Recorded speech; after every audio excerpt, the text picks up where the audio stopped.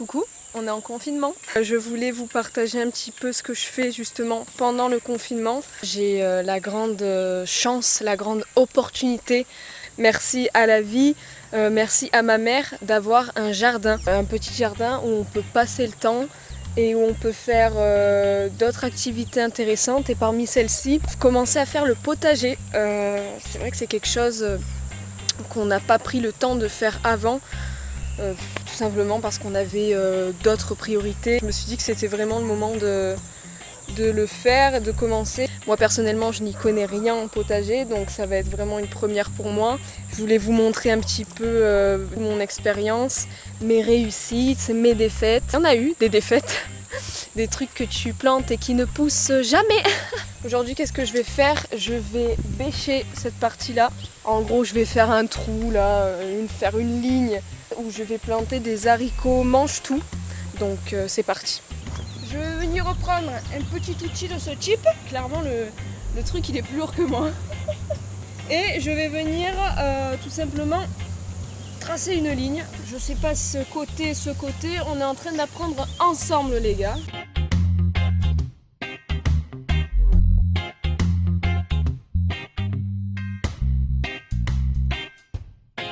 Donc maintenant ça c'est fait. En fait c'est juste tracer une ligne comme celle-ci. Et là on va venir planter du pois. Je vais semer ça et c'est parti. Donc j'ai les petits pois comme ceci. Et en fait je vais en mettre quelques-uns. Plusieurs dans le même endroit pour être sûr que ça pousse. Et j'espace, voilà. J'ai planté quelques-uns ici. J'espace. Et j'en replante quelques-uns par là.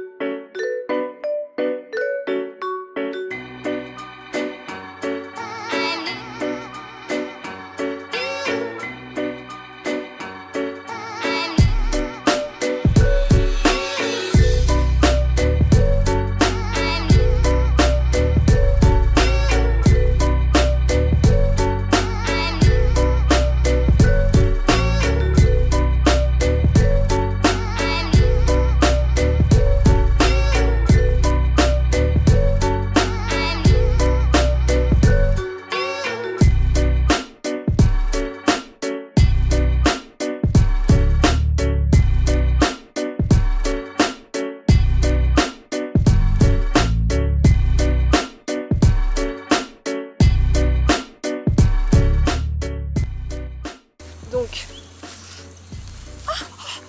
putain, je me suis assise sur un putain de bout de bois. Donc, maintenant qu'on a fait ça, donc mon petit coin là où j'ai planté, il est là. On va délimiter pour éviter de marcher dessus, etc. etc. Pour ça, je vais prendre, je dirais de la canne, tu sais. C'est mieux avec la machette. Tu prends, tu coupes sur le côté, comme ça. Il faut que ça soit sur le côté. Voilà. Donc là, et je vais en faire 4 comme ça pour pouvoir les planter dans la terre, quoi.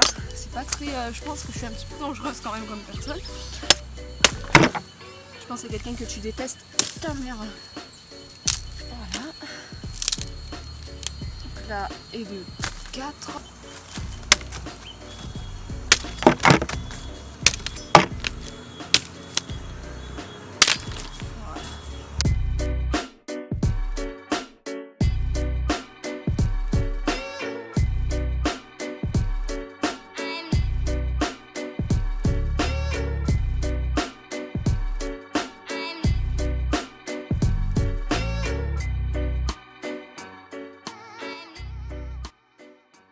Et par la même occasion, je voulais vous montrer les petits haricots que j'ai semés et qui sont sortis de terre avec succès. Bon, mis à part qu'en ce moment ils sont en train de se faire bouffer par des petits insectes volants là. C'est pas des fourmis, je suis assez surprise parce qu'ici les fourmis d'habitude c'est ce qui nous bouffe tout, mais là c'est des petits insectes qui volent. des moucherons, etc. Ouais, je vais essayer de trouver un moyen, un répulsif naturel ou quoi pour éloigner ces petits insectes. Et autour, j'ai semé de l'ail que j'avais fait germer au préalable à la maison. Et une fois qu'ils avaient germé, je les ai mis en terre, tout simplement, comme ceci. Celui-ci, je trouve qu'il est un peu trop sorti, il faudrait que je m'en occupe. Et ce qu'il faut savoir, c'est que l'ail, ça protège pas des moucherons, mais ça protège bel et bien des fourmis, parce que depuis que je les ai plantés autour, il y a 0 fourmis, alors que j'en ai d'habitude dans tout le terrain. Donc, parfait. Regardez-moi celui-ci comme il est grand.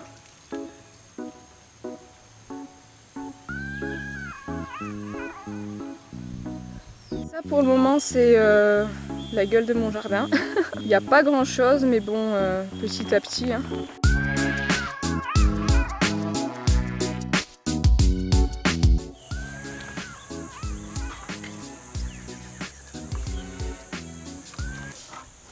Très sérieusement, aujourd'hui on va semer dans des petits pots tels que celui-ci, celui-ci et celui-ci, des petits poivrons. J'ai des petites graines de poivrons, je les ai récoltées d'un poivron que j'ai acheté en supermarché.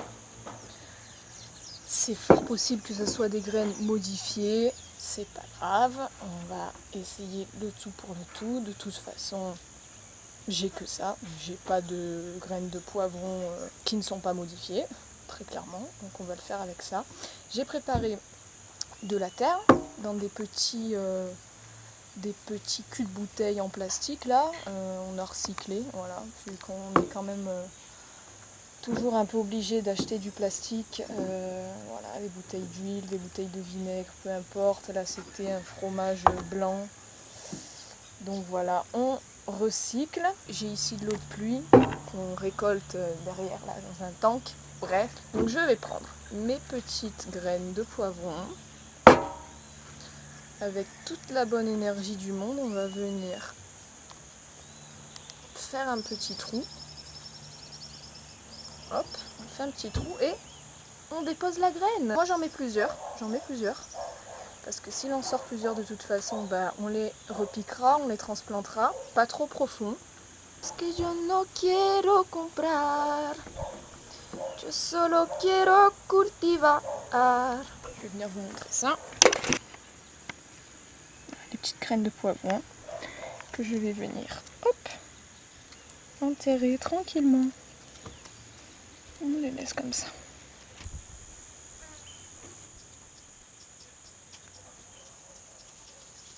Tiens, tu veux du plastique? Il y en a du plastique.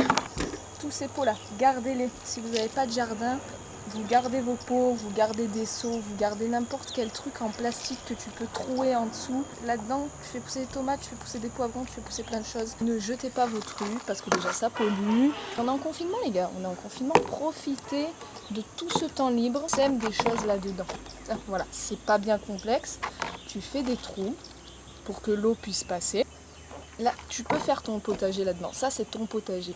T'as pas de terrain, t'es sur un balcon, t'es en appart. Il y a quand même un peu de soleil qui rentre dans ta maison. Tu peux arroser toi-même. Recycle tes pots.